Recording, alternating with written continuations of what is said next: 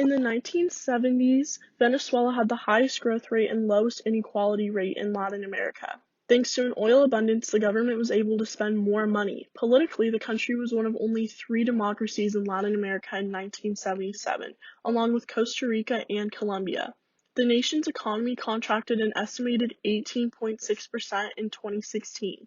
The 2016 inflation rate was estimated at 290 to 800%, and in December 2016, the country became the 7th in Latin American history to experience hyperinflation.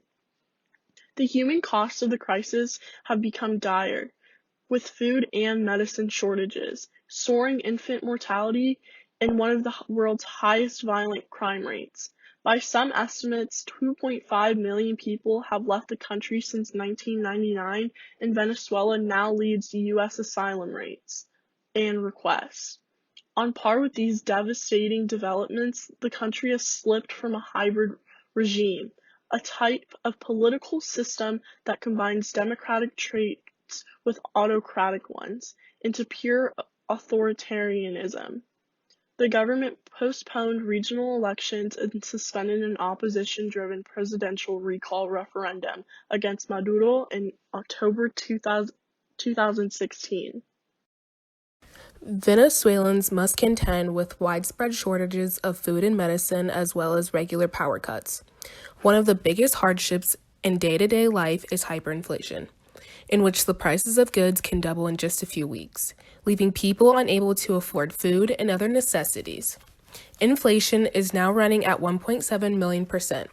Food and basic staples are scarce, and most Venezuelans are earning less than $10 a month.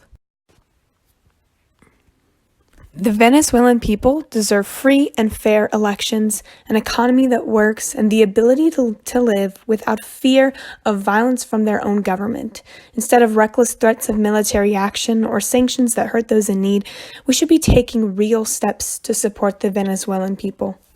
The Maduro government has waged a violent crackdown on Venezuelan civilian society, violated the Constitution by dissolving the National Assembly, and was re-elected last year in an election many observers said was fraudulent.